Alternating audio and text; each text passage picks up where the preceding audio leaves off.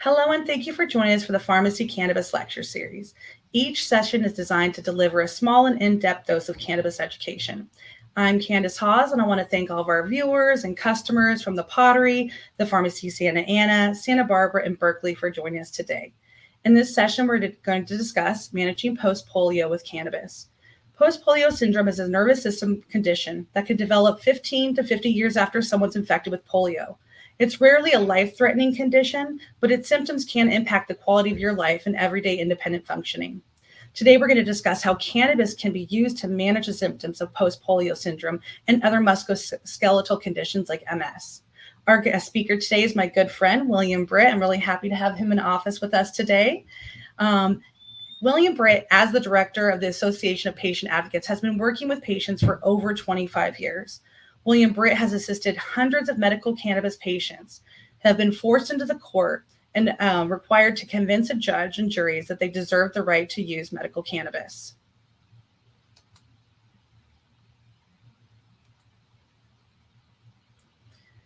They use this medical cannabis, and some of the cases that he's heard have dealt with cultivation, manufacturing, distribution, and even using cannabis just for medical purposes. In 2002, Bill was arrested in Washington, D.C. for blocking the entrance to the Health and Human Services building with other patients, calling for the rescheduling of cannabis. And later in 2002, he filed a lawsuit with the federal government to reschedule cannabis, which was unfortunately denied. He was also part of a lawsuit that forced San Diego County to recognize and provide county-issued identification cards.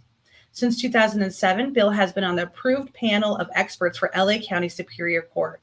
He testifies as an expert witness regarding cultivation, manufacturing, distribution, patterns of use, child endangerment, and has testified as an expert in every county in Southern California in over 300 cases. He's also a medical cannabis patient himself, living with post polio syndrome and epilepsy most of his life. He found out early on that medical cannabis provides much better relief for his symptoms than any prescription drug did. Bill also works with Orange County Normal, Oaksterdam University, and other groups to provide training and education classes to consumers and the industry.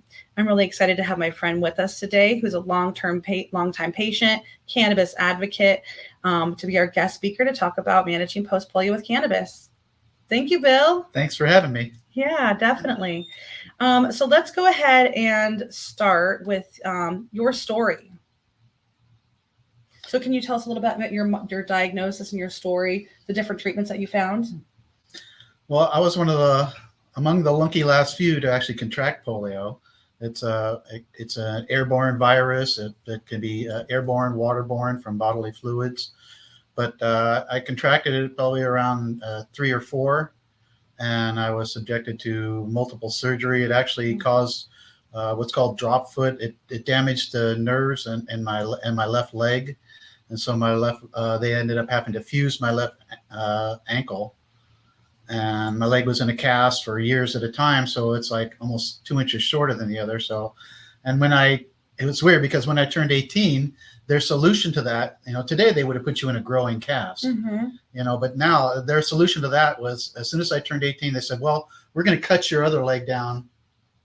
You're like, no, thank you. I got one good leg to stand on, and you're going to take 2 inches out of my one of my legs, and I'll just wear the shoes. So I wear a shoe lift, and it actually works out better because with a fused ankle,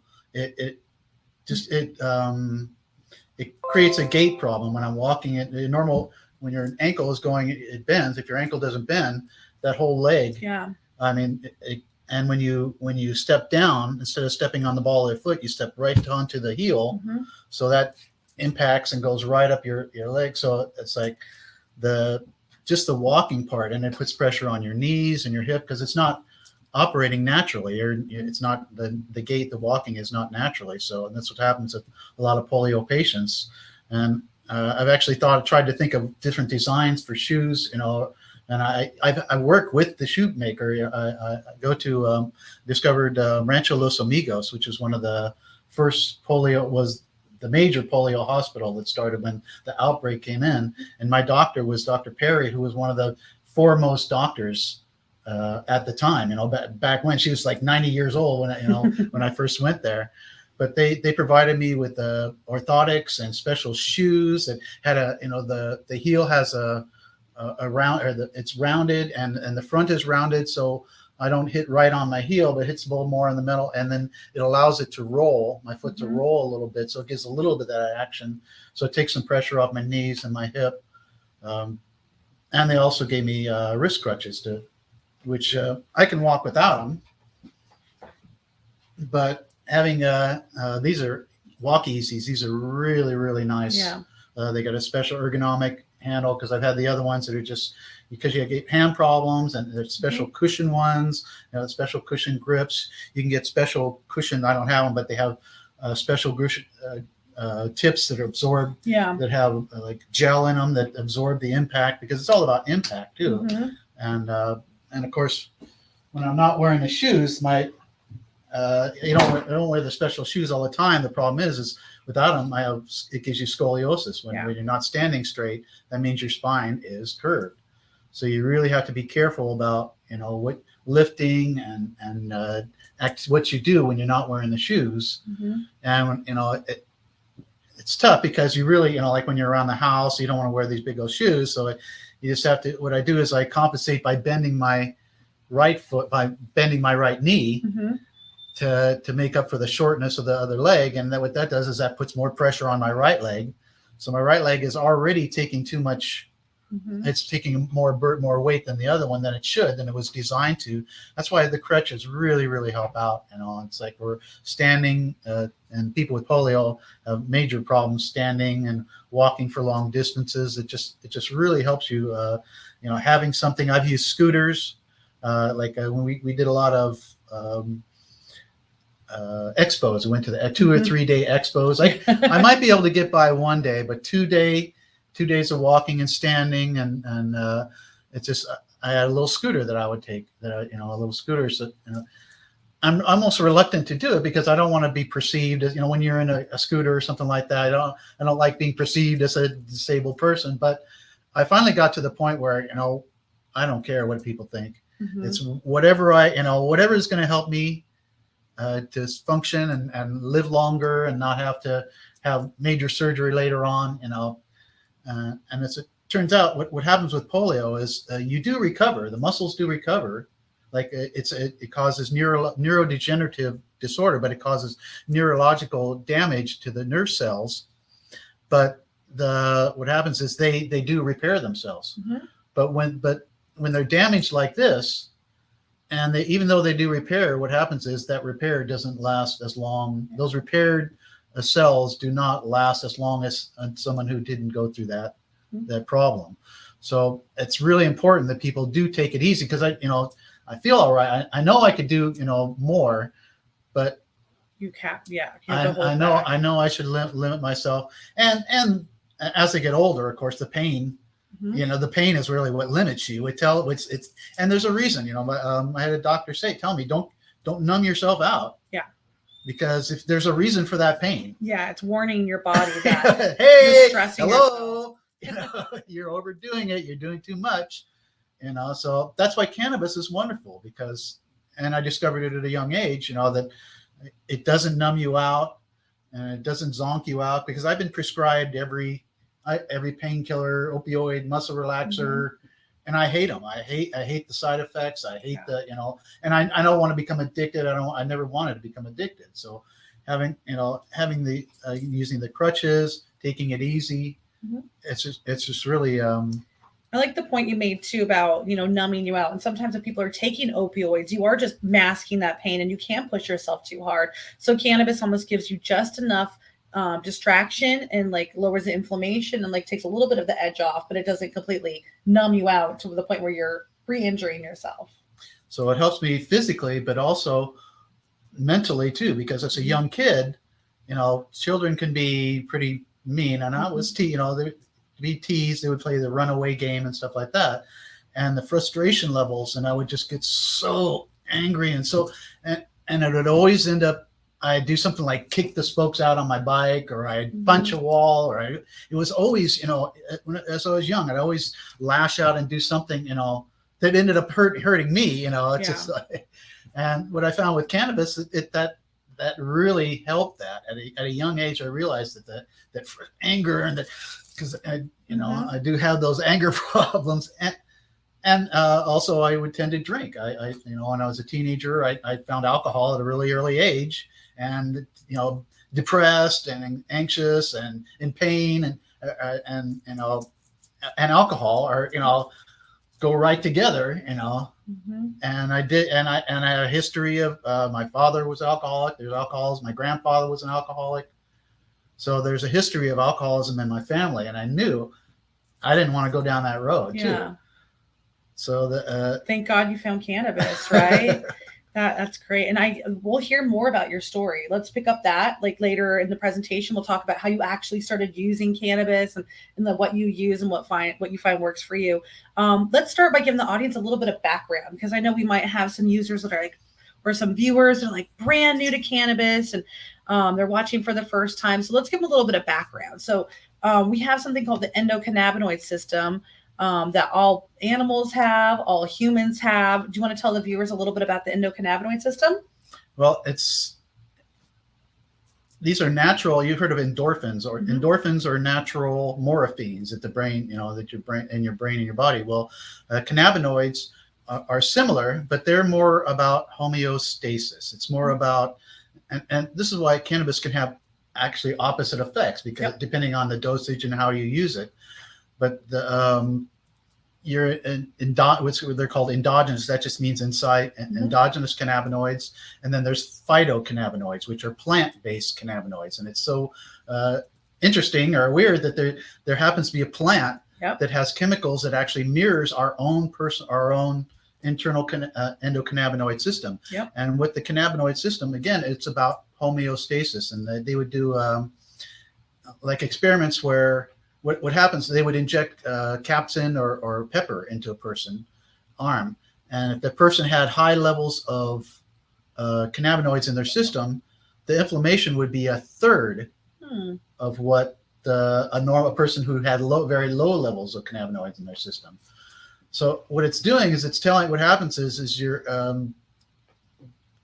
the cell gets a reaction, gets a stimulus that says, oh my God, do something, and it starts producing, and it starts producing, and this is why it's similar with conditions like rheumatoid arthritis and multiple sclerosis, where the system is actually overreacting and starts attacking itself. Well, what the endocannabinoid system does is it comes in and fills those. When it's overdoing it, it feels that it's overdoing it, and it comes in and it actually blocks those receptors, so they don't freak out as much, without causing major interference. So it doesn't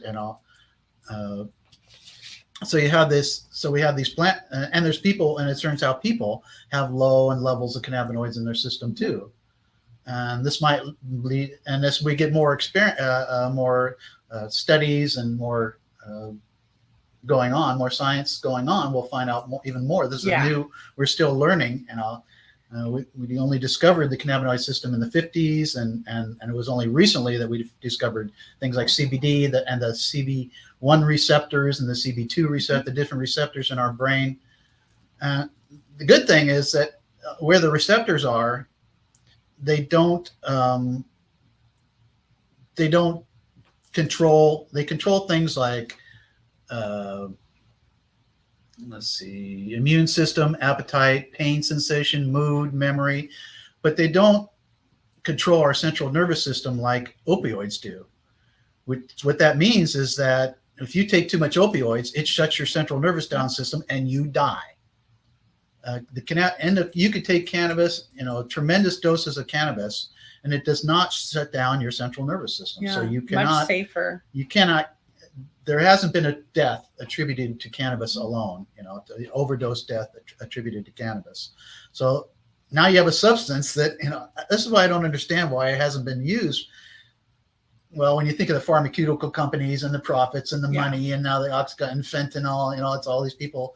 But it does make sense because you can't patent it. You can, anybody can grow it in their backyard, but it's a substance that is so beneficial for so many different conditions, and And we'll talk about that later. So many Yeah. different symptoms, especially symptoms of post polio. That's why it matched up so well with me. Yeah, and there's a lot people can read too about the endocannabinoid system because it is so interesting, and the medical schools and doctors are just starting to really understand it.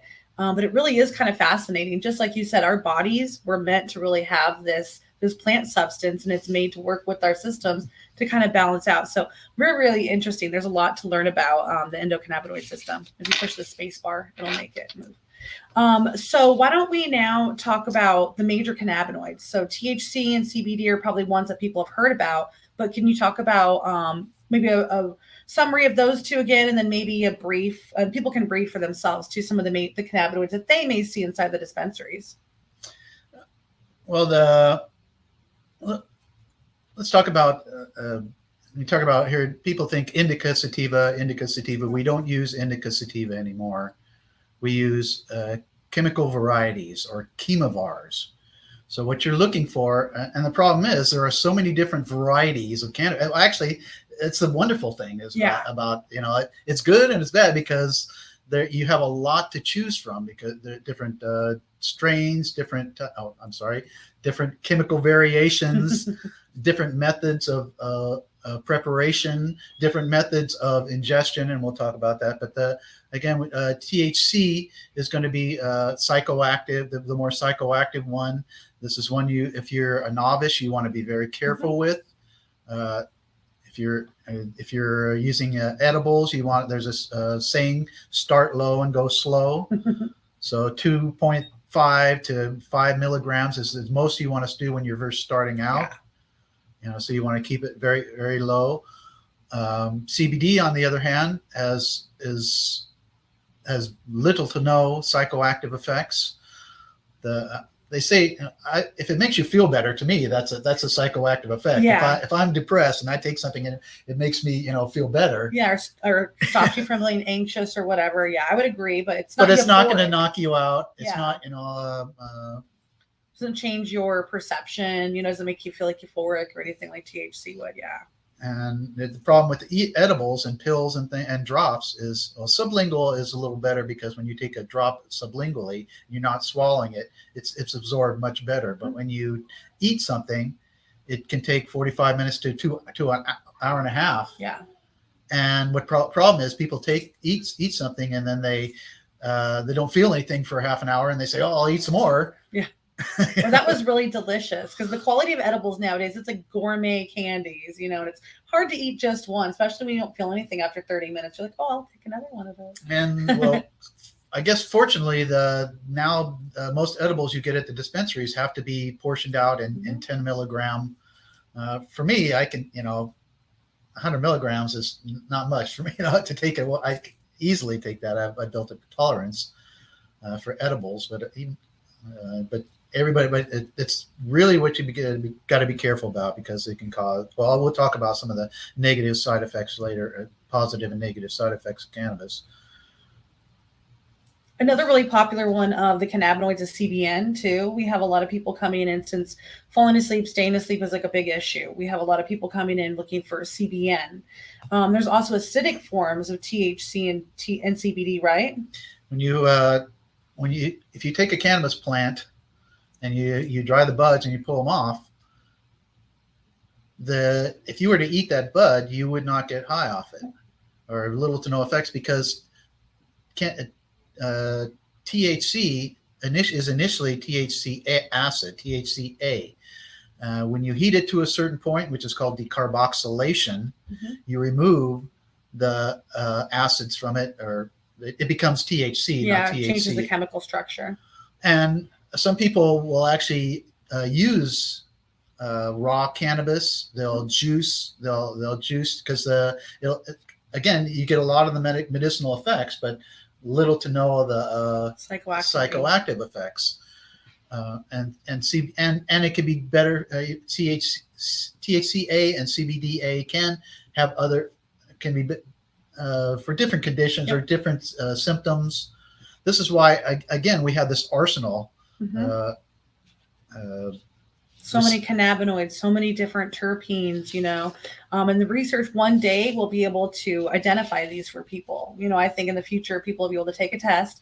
We'll be able to see what they're lacking, what their endocannabinoid system is deficient of, and they'll say you need this much CBN, you need this so much CBG. It's going to be really cool. But right now, we're still in the weeds of it, fighting through. Speaking of CBG, that now for post polio patients, I predict this is going to be a wonderful. It's not as available now, but in the future, because it fights inflammation. Pain and nausea. What are the inflammation? That's our number one enemy. Pain and inflammation. And has even been shown to slow the cancer cell growth. Proliferation. All right. Let's see what the next main topic is. So let's actually get into the delivery methods. So there's like 4 main methods, I would say, like sublingual drops, topicals, transdermal, smoked or vaporized cannabis, and then like the edible forms like pills and drinks and stuff like that. So let's start with sublingual drops. It's my mom likes, my 84-year-old mom likes, she uses the drops on cookies. She'll put a couple drops on a cookie and then eat the cookie. But you really are better with sublingually. You're not swallowing it, or at least for a while. You put a couple drops in and keep it in your mouth, under your tongue, and you actually absorb it. You can absorb it as readily. That's one of the few, besides smoking, it's one of the quickest methods of. Yeah. And what's nice too is when you take cannabis sublingually, you're bypassing the liver and the intestines and the stomach, so it's going straight into your blood system, like you said. And I had someone here actually today earlier from a lab that was telling me that if people have liver conditions, that it's better for them to use cannabis sublingually and to stay away from like tincture or like from edibles and stuff like that are oil and fat based, because that puts more pressure on the liver. So that was really interesting. It actually changes chemically when you eat it. That's why some people don't like the effects. It can be a completely different effect when you eat it, because it changes to a different, the chemical composition. It's not absorbed as readily. Sometimes you have to take more, when you eat it, because it's not broken down as readily as when you smoke it, because it's just absorbed immediately when you inhale it. Yeah. One thing that's important too, like you were saying, is that you need to make sure that you leave it in your mouth long enough for it to absorb. You have mucosal membrane in your mouth. That's how it gets absorbed. Sometimes with some products, you may need to take like a whole dropper full to get like the dosage that you want. So you want to probably split that up into a couple different times to make sure it's really all absorbing. Because if you swallow it, you're just turning it into an edible. Like you said, and you're changing the chemical composition. You're turning it into delta 11 hydroxy THC, which is like different. So yeah, that's a good point. You're delaying the onset, because the idea is I'm in pain right now, but I don't want to smoke. I don't want to, breathe in. Yeah. This is really a gaining category in popularity, and it is very popular with the seniors. And then also, I think just people nowadays with wellness. I see a lot of people like to get tinctures and like every day, they're taking like CBD to prevent inflammation and just for overall health. So definitely something worth getting into. For many years, I never used sublinguals. I was just like smoking and stuff. And I recently started getting into them, and I wish I would have started earlier. Anything to smoke, we tend to smoke too much. Anything that'll make you smoke a little less. So. Yeah. All right. And so then the next category would be topical administration.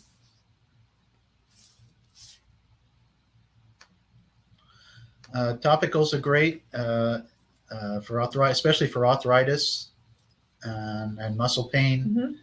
You have tinctures, you have poultices, there's all kinds of, but it's definitely excellent for skin conditions. And like usually like the water and the oil-based topicals, like you said, are good for like external, for like skin conditions, for like pain and stuff like that, arthritis. And then there's also a category of transdermal topicals. So those are products that are alcohol-based. And because they're alcohol-based, they can actually get through the 9 layers of skin, and they can actually get into your blood system. So for those of you using topicals, just keep an eye out. Is it like a water or oil-based topical, like a lotion, cream, balm, or is it like a transdermal patch or a transdermal cream? Because those can actually get you high. Oh, really? Yeah. And it's a really exciting category because You can get, systemic relief all through your body by applying it transdermally. And with the transdermal product, you want to apply it not to the area that it's actually hurting, which is like most people think, oh, my shoulder hurts, I want to put the transdermal patch there. But it actually, that area of skin may not be close enough to the veins and stuff and the skin cells. So you actually want to use a transdermal product on the inside of your wrist or the top of your foot where it's thin and venous, because then it can penetrate through that thin skin and it can get into your body. And then you might really realize you're getting all full body relief from just a patch in one area. So the patch on your wrist can help your back, which is kind of, people are so used to salon pause, put it exactly where it hurts or whatever. But with transdermals, it's systemic. So that's actually pretty cool. But then there's also people that are using transdermals because they don't want, topicals because they don't want it in their system for jobs or something. Right. They would want to stay away from transdermal products because that will get it into your blood system. So there's a lot of people actually that come to dispensaries and that can't have it in their system because of jobs, and they still try to find a category where they can use it. And so they always try to caution people with that. And then the next category is inhaled cannabis.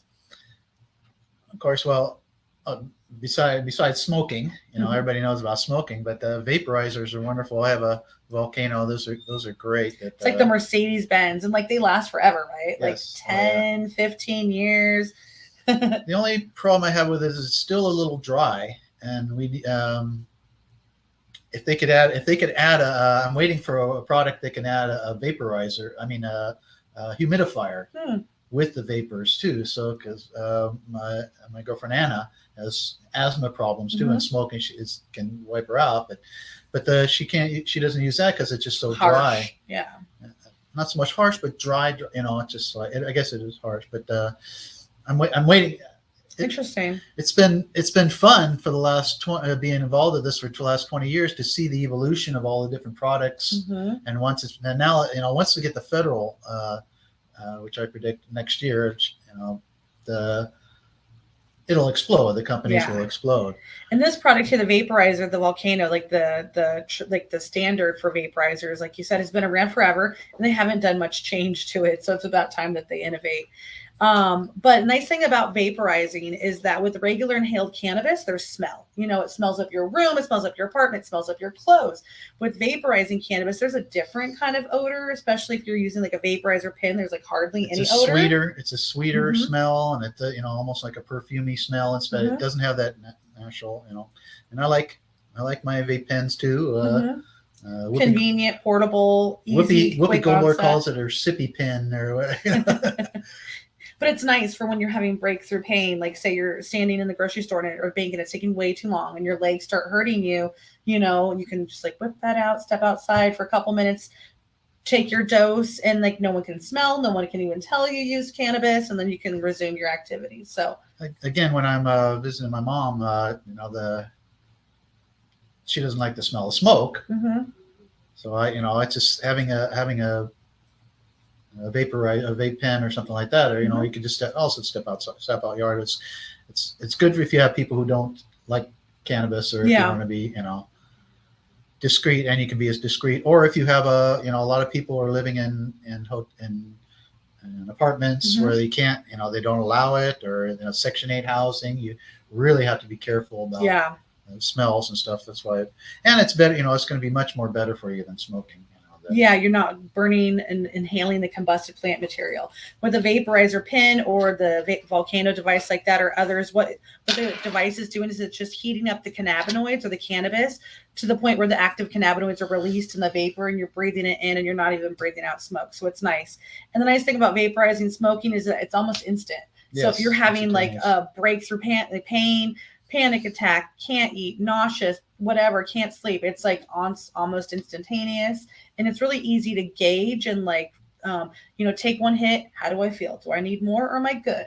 Take one hit. How am I doing? So you can really gauge and make sure that you don't take too much when you're smoking too. That's called titration. That's where how much is enough. And by having all these different methods of use, it just it makes it so much more convenient for us as patients, because every different type of use might have a different effect, and that different effect might be the effect that you need to, that help the one Yes. effect that helps you. I say it's like a toolbox, and once you get comfortable with all the different delivery methods, one day you might be like, okay, I need an edible today. My pain is high, or you might be like, oh, I'm feeling good today. Maybe just a little bit of tincture to keep the inflammation down, or some days you might have to throw all of them at it, and like layer them up to find relief. Wake up in the middle of the night, I need a little, or having problems sleeping that night, you eat it, couple gummies. Yep. That's what's nice. So that's what I always tell people, experiment.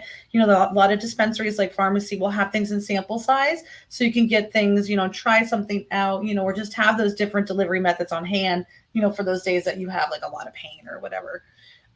So great. So let's move to the last category. And this is the one that you were saying that we need to take the most caution with. So edible forms of cannabis, which include like, things that you can eat, things you can drink, pills. And again, they have... The varieties are wonderful. The problem is finding one of the problems, like with my mom, she found a cookie that she liked, and then she went back and it wasn't there anymore. Yeah. So and as time goes on, hopefully we'll get more standardized products. But that's the toughest thing, is if you find something that works for you and then you can't find it and then it goes away, or because they're changing formulas a lot lately. Changing SKUs and stuff. I have noticed that in the edibles category. And you don't even know if from batch to batch. That's why, if you can find a good reputable brand, that you like, there's a lot of selection now too. And there's like vegan options. There's, made from resin, made from rosin, made from isolate, made from distillate. There's lots of different products available in the edible category. So, it's fun to go in there and see all the innovation, all the cool stuff. But like Bill said, it's very important that you go low and go slow. You can, you can't take it out. You can put more in, but you can't take it out, So once you've taken too much, and we'll talk about this a little bit later too in the presentation, like what happens if you do take a little bit much? What are the things that you can do to make yourself feel a little bit more comfortable? But yeah, this is a really great category. It's almost like pain pills. It's something that's going to take a little bit to hit you, like you said, like 45 minutes to 2 hours, but it's going to last 6 to 8 hours. So it kind of gives you a similar level of relief as a pain pill. Right. And you don't have to keep smoking or keep, Exactly. And they even have some edibles too that are like 1 milligram, 2.5 milligrams. So they have some low dose ones as well. All right. So now that we've kind of talked about the basics, why don't we talk about like what is post polio syndrome and what do patients experience? Okay. Post polio is a nervous system condition that you can develop. That I told you about polio, but what happens is you heal from the polio, and then 15 to maybe even 50 years later, you start getting this degeneration problems. You start having, you start feeling the problems, the muscle spasms, the chronic pain. And I'll talk about this. Let's see. And so you can only get post polio if you've had polio. And then I saw on statistics that out of every 100 people with polio, only like 25 to 40 will get the post polio syndrome. Right. Right. And there's also meningitis, I was diagnosed also with meningitis, which is this inflammation of the brain, right? No, it's the fluid. Not there's membrane around the brain, around the spinal cord and around the brain, which also causes problems. It's possible that might have led to my epilepsy too, because there is some indication that these brain inflammation, because it's an inflammation in your brain. Yeah. You get headaches, or you get fevers for extended periods of time, and that does damage in your brain. That does damage to different parts of your body. Your lungs might actually paralyze. So people paralyze their lungs. You've heard of people in an iron lung, and there's people who are paralyzed from the waist down. Fortunately, I was only one of those who were minimally affected. And then here on this slide too, like you're saying, what are some of the symptoms of post polio? And you talked about some of this. Meningitis is there. Some people can have like paralysis. There's many different conditions. I get a reduced tolerance to cold is tough, because I'll be in a restaurant or something like that, and then it gets cold outside, and then I go out, and if I drank something cold, I'll start. I mean, it's horrible. It's just every muscle starts freezing up. It's just like, and I start. It's that, touchy with the cold. So Yeah. you really have to be careful about being around cold and keeping yourself warm. Also fatigue, right? It can make you tired, don't have as much energy. You don't last as long. Depression, of course, and irritability, anger. That's why one of the things that cannabis helped me so much with, because I had major anger management problems. I used to always, like I say, I would get fights. I would, it was when I stopped, I finally stopped drinking alcohol altogether. I quit, so alcohol is not a good combination with post polio. You can have problems, difficulty concentrating and remembering, which actually for someone who smokes weed, well, now I actually have kind of an excuse, because I never had the best memory, but short-term memory, I have memory loss, but now I actually have kind of an excuse besides cannabis. They can't only blame it on that, so I got a double excuse. And then also sleep apnea, right? Like post polio syndrome can also cause like sleep apnea, sleep related breathing problems, just like not being able to get comfortable too, right? I would imagine. Yes. And cannabis, so it relaxes you. It's just like with asthma. People wonder how something like asthma, smoking cannabis could help asthma. Well, as it turns out, it's a muscle relaxer, because what happens is your muscles all tense up. It's an expectorant. It's a bronchodilator, so it actually opens up and relaxes those breathing passages, and it gets the fluids going. So people with lung problems or with breathing problems, again, it might be better to vaporize, or if any, But there is some reasons why smoking cannabis may be good for people with like lung conditions, but not all. Definitely talk to your doctor. Consider all the different other methods, but like there is some reasons why cannabis smoking can be good for certain people. Yeah. But joint and muscle pain is a major, aching and is major use. It's why it helps me so much. Very good. All right. So what are some helpful treatments? So you talked about this already, like things that you're doing, just like lifestyle changes, take it easy on yourself, like have assistant devices, like have the crutches, use the scooter when you're going far distances of standing for a long period of time, wear a blanket, bring a jacket and stuff. Yep.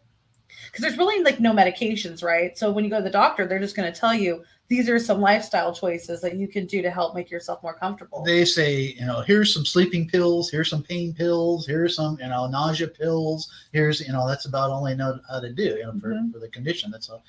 But the orthotics, the really, the shoes and but also be careful about your environment. Make your environment. Don't have rugs that you can slip on. Don't equip your bathroom with a safety bar or hold on grab bars and things like that. That as you age, that are just going to make your life easier. And don't, because everybody wants to. Oh, I'm rugged individual. I'm gonna. I don't want to. Forget that. Yeah. What's going to help you? Use what's going to help you. Yeah. Find out what's good. And speaking of that, like I see on here that physical therapy is another one too. And a lot of people don't want physical therapy because they think, I'm not sick, I don't need it, I can walk. But like physical therapy can help you exercise your muscles to keep the muscles from deteriorating. And they teach you,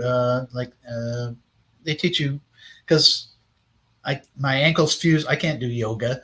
There's a lot of exercises that you do that can actually be harmful. So if you work with a physical therapist, they can teach you, they can show you the right exercises to do. They gave me things like a rubber, like a big long rubber band that you put on your door. You use it to stretch, and you put it on your leg and you you pull. So low impact. Low impact. Swimming is one of the best. Swimming is one of the least impactful. And it's aerobic too. It's an aerobic activity, and it's least impactful on your muscles and your joints. I would definitely agree. And there's just something about being in the water too. It's like very mentally therapeutic as well. If you could find a warm water pool, what the only problem is, the pools can be cold. Going Going back to that, being not as tolerant to cold again. But there was a place that had a warm water pool that I took my mom to for a while. Yeah, sometimes sports clubs too will have, pay to have it heated up. So these are all just like lifestyle choices, changes that you can make to help, make your post polio syndrome a little bit more bearable. So now let's get back into your cannabis story. So once you discovered that cannabis was good to you, good for you, can you tell me, like, how do you use cannabis? Do you like edibles? Do you like smoking? Do you use them all? Kind of share with our viewers what works for you, because I know everybody's different, but what works for you?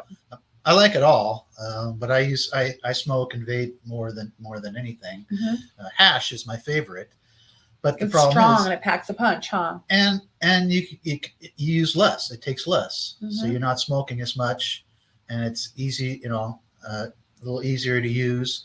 You could. What I like about it is if it's in a bowl, you can take a hit and you can set it down. Yeah. With flour, if you do that, it'll dry out. Or Yeah. When you take a couple hits off, it's not going to taste the same. Very true. The only problem is I'm really limited to my by my pocketbook, Mm-hmm. which is pretty limited right now. So I frequently find myself scraping and smoking things that I probably shouldn't, Mm-hmm. just because I can't afford it. And that's one of the worst problems right now is there are so many people suffering. Mm-hmm. They'll pay $1,000 a pill for some stupid pill that zombifies you, but they won't pay for cannabis yet. Yeah, that is definitely the limiting factor, I think, and a lot of people that have found that cannabis is beneficial for them. Like, pharmaceutical companies don't subsidize cannabis yet, and so it's pretty much all out of your pocketbook, or finding like a dispensary that has something like an SB 34 program. That's something that the pharmacy is going to start in Santa Ana and Berkeley, which is pretty much a program where we can give free medicine to people tax-free that are low income, seriously ill, that need cannabis that just can't afford it. So that's great that we do have those programs, and it's starting to get bigger and bigger, but it's like we'll never, I think, have enough programs to support everybody that Right. needs it. But at minimal, what's nice about having the pharmacy is that I can, when I do buy something, Mm-hmm. I got a receipt. Yeah.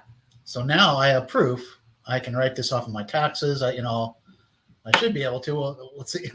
But as a medical, There is that non-reimbursed medical expenses category in your taxes. So yeah, talk to your tax preparer, of course. So at minimal, Yeah. but I might even lobby my Social Security people or my disability to be able to pay for my.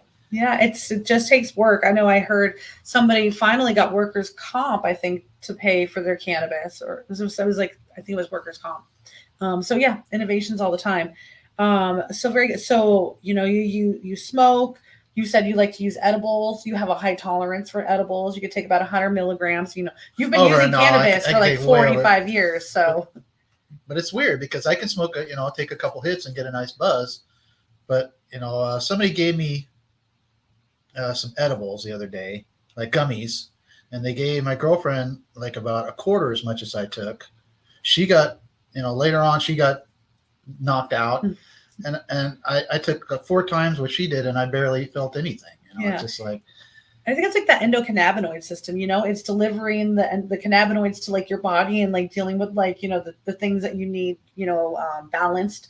And then your girlfriend, didn't really have like sort of like a pain pill. If you take a pain pill and you're not in pain, you get kind of like, messed up. But if you're in pain, it doesn't make you messed up. It doesn't get you high as much, But, so it's something similar, I think. But just because you don't get high doesn't mean there isn't medicinal value though. Correct. Too. Yeah. So in fact, there's a new trend is microdosing. Uh-huh. They're doing that with some people are doing that with psilocybin now too. Yeah. But you might find, and that's basically what my mom does. She takes 2 or 3 milligrams at a time. Yeah. Is it pretty consistently 2 or 3 milligrams? Like At first, she's times starting it's starting to increase now. But when she first started out, she's just taking tiny amounts. But some people find well below the psychoactive. Cannabis can be medicinally beneficial well below the psychoactive level. So if you have a problem with this, even THC, you could take super low THC, but it's always best to like a good one. What she likes is the 50-50. Yeah. To have 50 CBD, 50 THC, because CBD has a tendency to negate some of the psychoactive effects of THC. Yep, exactly. That's what's so cool about it. So people think like, oh, why would I want to like balance it out and not get as high? But really, you still get high, but it just takes away like the anxiety that some people get from high. So it really is pretty neat, the new 50/50 products. I would definitely agree. Well, very cool.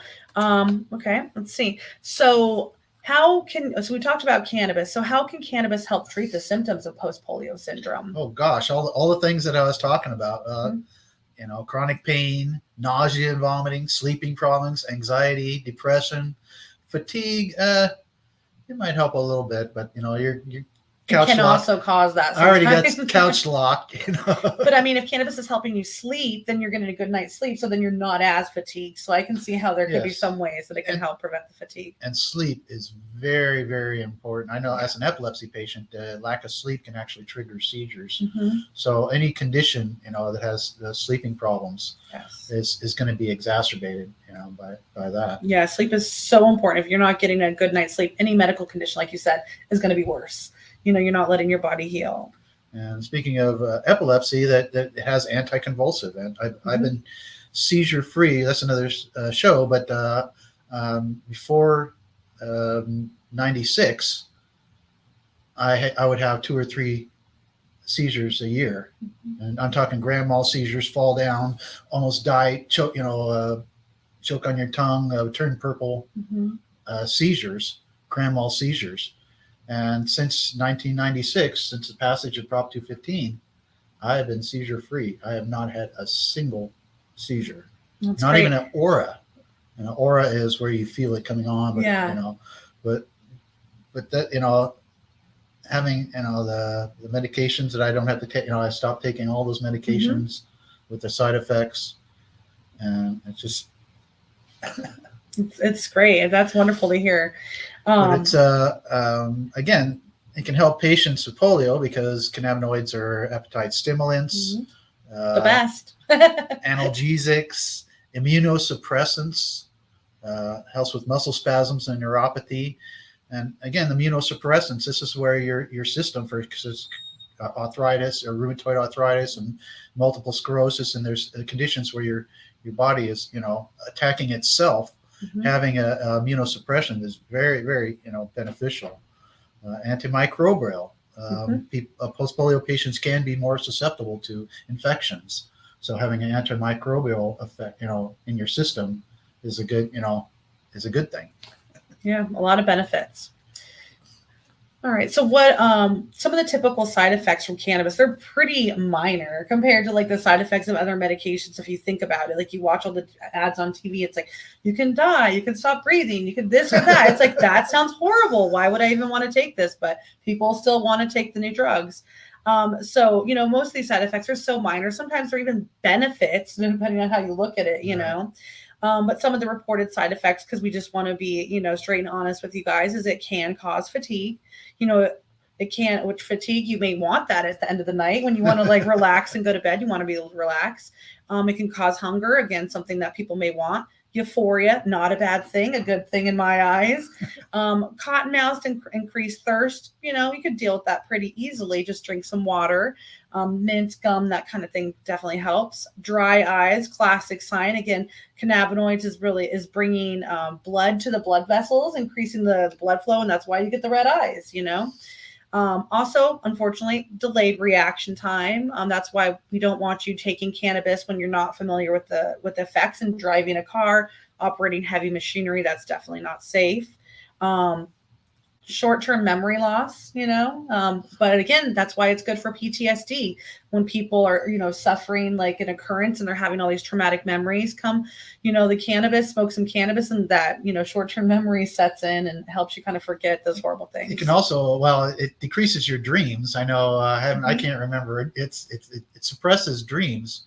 So people, I would imagine people with post-traumatic stress and people have dream, nightmare problems. Yeah, it could be very beneficial for them. I also heard something recently that that cannabis actually slows down. I think it's the frontal cortex processing of your brain, which is actually like the flight or fright mechanism, right? So if you can slow that down, then people aren't as quick with like PTSD to like get triggered and to like go into like a flight like response, you know. So if you can slow that down, people are more rational. They can, you know, think and deal with their emotions more sensibly. So that was really interesting to me too. I think that goes into the next one, anxiety too, because it's weird that or interesting that cannabis can help anxiety, but it can cause anxiety. Yeah. Because what I found for my anxiety, I've been prescribed medications for anxiety and that I don't take anymore. That where, you know, I used to have panic attacks and used to, you know, again, fits of anger. But now the worst thing that happens is my face might turn red, you know, or, you know, it's just like it's so much dialed down, that anxiety and the depression. It's still there. Yeah. Just like the pain, you know, it doesn't eliminate it, you know, and that's probably a good thing, you know, but it, again, the effects are really dose dependent. So yeah, it's biphasic. So at a low dose, it'll probably help anxiety, but at a high dose, it does the opposite. Just like THCV, low dose suppresses appetite, high dose increases appetite. You know, that's what's one of the interesting things about cannabis too, is like you can even take, you know, these cannabinoids at different doses and get different effects. That's good for people with different conditions because, you know. Yeah. Also, paranoia, you know, is something that is typically like a side effect when you're like a new consumer, you know, and it's not so much like you're, you know, like hiding under cars thinking that monsters are chasing you. The most typical paranoia would be like, people know I'm high. You know, my neighbors know I'm high. My friends know I'm high. Nobody knows you're high. Nobody really cares you're high, you know, but I know when I've gone without for a while and taken like a big dab, I kind of felt that paranoia. I'm like, oh, this is what people, you know, go through, and you just have to work your way through it and just realize that has had. That's why she actually stopped using for a while, because she had that and she didn't want to go through that again. Yeah. And again, my girlfriend Anna, one time we did a sampling and stuff, and she literally couldn't walk. Yeah. We had to go sit down somewhere and eat. And what can you do to, you know, if you get this, you know, you're anxious, you feel like there's actually a phone call. There's actually a cop called in. Yeah. You can go online, and the cop who ODs on weed and saying, I think we're dying. I think we're dying. Yeah, time is moving so slow. He cooked up some chronic and the brownies, and they ate all the brownies all at once. And him and his wife, you could hear her moaning in the background. Yeah. He's saying, time is going really, really, really slow. Yeah, that's a classic good one. but that it's the feeling, you know, it can be devastating. It can be, you know, especially for new users who take very high amounts. And I think that's why a lot of people have those horror stories of edibles, you know, that they had taken edibles so long ago. Also, just to mention is like hallucinations. Very, very seldom you hear people like having hallucinations, but it's definitely. I never smoked enough. That'd be a bonus. And then also I forgot to mention about habit forming. So cannabis is not addictive to where you have like physical withdrawal symptoms when you stop using cannabis, to my experience, but it can be habit forming. It's really nice to use, fun to use. It kind of just sucks when you don't have it. Like coffee. Yeah. Coffee. What happens when you don't have your morning coffee? I'm not a coffee person. Yeah. Are you a coffee person? I am a coffee person. I am a Starbucks customer of the year. And then the last thing is just something that's also rare, but we're starting to see it more, especially with this recreational market of people using like such high doses, is there's something called Cannabis Hypermisa syndrome. And it's pretty much when we don't have like all the research and information now, but it seems like those who've like overblown their endocannabinoid system, sort of like diabetes. You eat too much sugar, guess what? You get diabetes, you can't have sugar anymore. Kind of same thing with cannabis hypermisa syndrome. These folks that have enjoyed cannabis in the past, all of a sudden now they can't tolerate any cannabis. They have like nausea, vomiting, pain. The only thing that really is helping is abstinence and hot showers. I think it also might be related to coughing too, because sometimes I've gone into coughing when I'm smoking something I shouldn't, but you know, it's like that. And I almost feel like I have to stop myself. I almost feel like I'm going to, you know, just that gag reaction of coughing, you know, because you're just coughing too. So just another reasons to, you know, use reasonable amounts. You always want to try to find the least effective dose, right? Like the least that you can use to get the job done, you know, so that you're not, you know, building up a tolerance, you're not making yourself cough, and if you're avoiding some of these potential side effects. So what do you do if you do have these side effects? Exactly. Well, drink plenty of water, eat something. What is it saying? Eat pepperoni, lemons, and pine nuts. Peppercorn. Yeah, I saw that recently on the internet. Like peppercorn, lemon, and pine nuts. Mix them all together, I guess, right? And make like a little Coffee. or Just seems like then sodas. you'd be a wide awake. Yeah. Take a nap.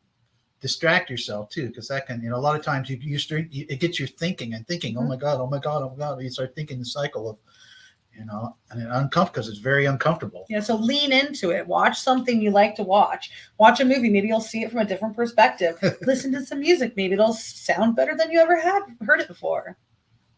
Take a walk, cuddle a pet. It's also CBD products. So just like you talked about before, like the 50-50, the 1-to-1, CBD can actually counter effect and bring down, not completely eliminate, but bring down the anxiety and the negative kind of uncomfortable effects of THC. So you can take a CBD product, like a straight CBD tincture or something, can help you bring you down a little bit.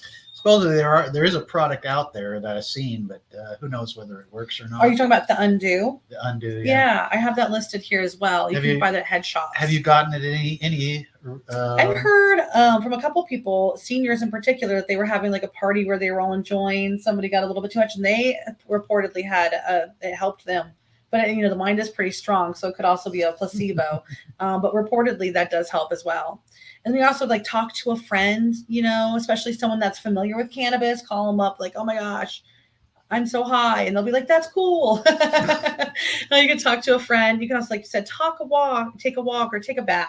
Just things to just distract yourself with cannabis. Like you said, there's no way you could ever take too much and die. Not possible. You might take too much and not feel good, but you will sleep it off, eat it off, and you'll be back to normal. And And it's all about dosage, dosing. But the problem is everybody is so different. Mm-hmm. And you can't, when it comes to dosage, you can't ask a doctor, because they generally will have, a person who weighs 150 pounds will typically use, 150 milligrams per day and all. Yeah, typically we have that.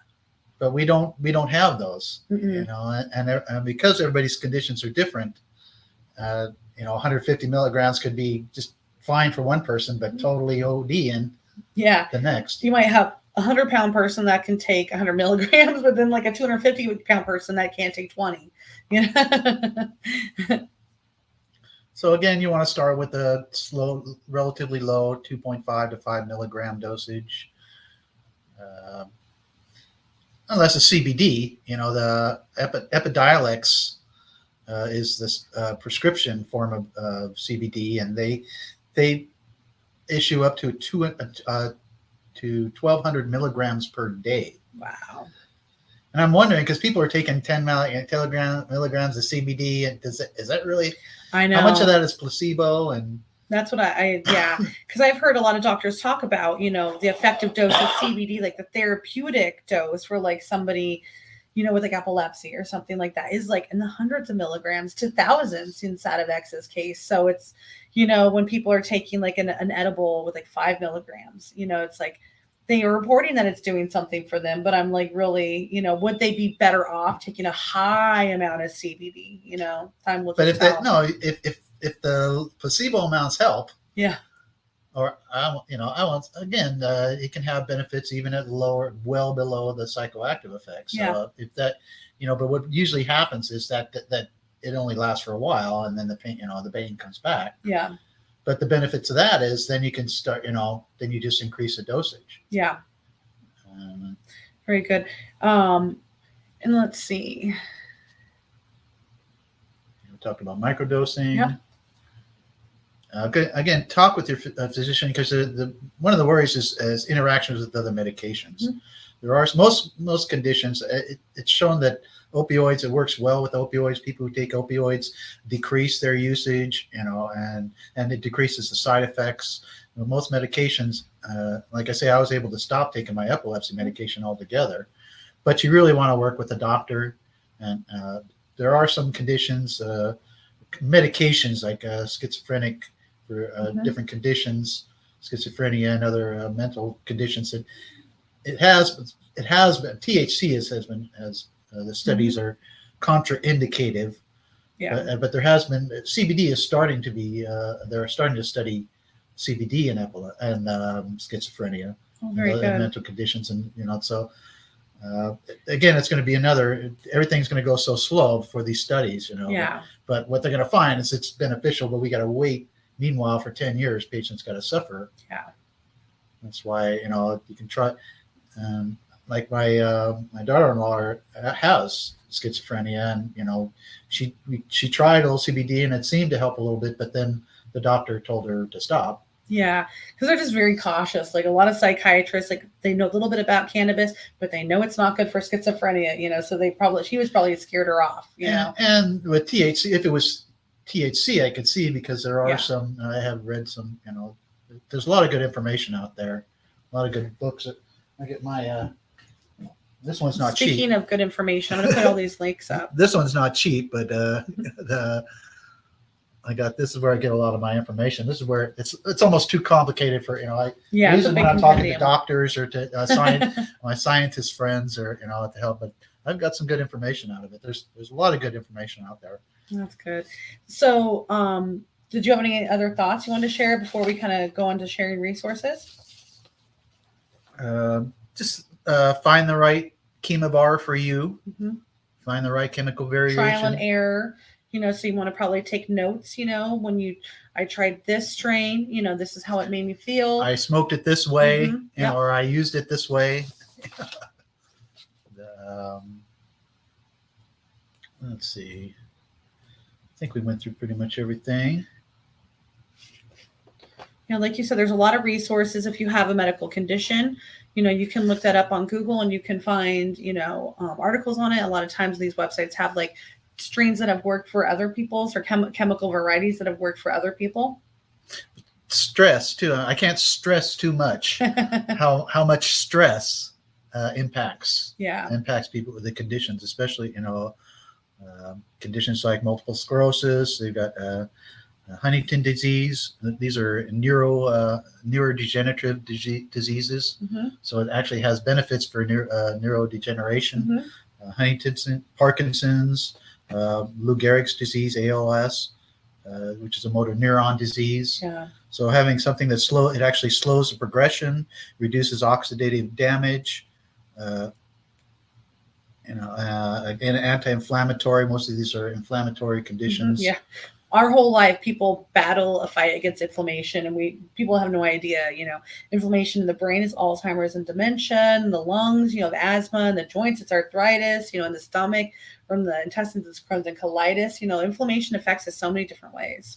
With multiple sclerosis, it actually helps with bladder incontinence. Things like bladder incontinence, muscle spasticity, mood modulation, sleep disturbances. They actually Great Britain came out with a drug called Sativex, mm-hmm. which is a 50-50 CBD THC specifically for multiple sclerosis patients. Yep. So we're waiting. That should be here. We're waiting for that to come to the United States. It's on its way. They're on their way to approving it, and I look forward to that for patients too. I just wonder how much it's going to be. It's a sublingual spray, yeah. Because the Epidiolex, what was it? $1,600 a month or something? Yeah, it's like $32,000 a year. Crazy. Hell, if they'll pay for that, then why don't they pay for my Yeah, so there's so much information out there for you guys. A lot of stuff that you can really get into. Bill has put together here a list of resources for you guys. These are good sites where you can learn about polio. We also have on their SC Labs. So if you wanted to learn more about terpenes, you can find that there at this link. And then also Project CBD is a good one too to learn about CBD. Terpenes, we didn't talk a lot about terpenes, mm-hmm. but they're wonderful things. That's the flavors, the smells, and it really influences. And that's why they're instead of the indica sativa, they're thinking that it's actually the terpenes, like limonene, that's going to be more uplifting, myrcene, that's going to be more sleep or more sedative. So check out the terpenes and the different effects of the terpenes. That's how one of the ways that you can decide what's beneficial for you, because you can smell. Like my girlfriend Anna loves limonene. She likes the tangy. she's a crazy for Tangy. Yeah, it's I nice, like because it's very uplifting and it's just a wonderful, wonderful strain. So, and it's funny because we've been actually buying with our noses and like buying terpene based strains our whole lives, and we really didn't realize it when you're going in the dispensary in the old days and smelling all the different jars and be like, oh, I remember I liked the fruity ones. They make me feel good. We've been buying terpene, buy terpenes all the time. We're just finally putting names to them and trying to get people to really understand that. And so that's kind of like forward looking, like you'll still see a lot of people using indica sativa hybrid, even though it's kind of like the old school way. And then what we'll see in the future is like more chemical varieties using those terms and, and looking more at the terpenes. So a lot of interesting stuff to come. A lot of interesting stuff. But I used to think that one person can't make a difference. I formed my group, the Association of Patient Advocates, to speak out, to go out and do things to see, because I knew one person could make a difference. And not only do I know that one person could make a difference, I know I personally have made a difference in many people's lives. So I urge everyone to go out there and make a difference and go out there and get involved. It's been beneficial for me. Yeah. And here's also your email there. So if people want to find out about the Association of Patient Advocates, they have a question for you, they have someone that has a court case, any of those kinds of things. Like we said, you're a court qualified cannabis expert. There's not many of those in the state. So you guys have got to meet one of those. And so if you ever know anybody that needs any help with a court case, definitely you have Bill's information right here. All right, let's see. I think we have one question. So somebody's asking, have you ever tried Delta 8 THC? Actually did try it. We went to an expo recently, and there was all kinds of products there. Wasn't that impressed with it, but I think it might be good because I'm a high tolerance person, but it actually might be good because it doesn't get you as high, and it doesn't last as long. So somebody who's a novice or just needs a little bit, and it's legal right now, but I predict in the future they'll clamp down on it, on all cannabinoids. And so one good thing too is people everywhere can get a hold of it, because it's not yet federally prohibited. So some states, we have people that watch from Alaska and all the sorts of different states, that might be the only thing that they can get a hold of. And it is slightly psychoactive, and it is very good. I've heard it's good for pain. Let's see. All right. What is your favorite way to consume cannabis, and what is maybe your favorite edible? Well, I like gummies. Gummies are, because you can use them sublingually. You can just stick them in your jaw and just suck on them. Or you can chew them up and swallow them. But I have to eat a lot. Yeah, there's a lot of gummies that taste really good lately too. And hashish is my favorite. I like hash too. I like how it's creeps on you and it's a slow, kind of warm high. It's nice. It's different. Hash is different than a dab for sure. So if you want to learn about hash, go to Frenchy Cannoli. Google Frenchy Cannoli. Yeah, we even have a webinar on here called The History of Cannabis Concentrates, and he talks about the beginning of cannabis consumption and how they used hashish. So yeah, very good. Good plug, Bill. Well, thank you so much for being our guest today on the Pharmacy Cannabis Lecture Series. I've really enjoyed having you. Thanks for having me. I enjoyed being here. Very good. And thank you to all of our guests as well for spending this time with us, learning about Post Polio Syndrome. A lot of you may be working in the industry, and this will help you talk to customers that come in, or those of you who may have it yourself. Our goal here is just to make sure that the information we give will help you guys become better informed cannabis consumers, and that the education that we provide will help you find relief.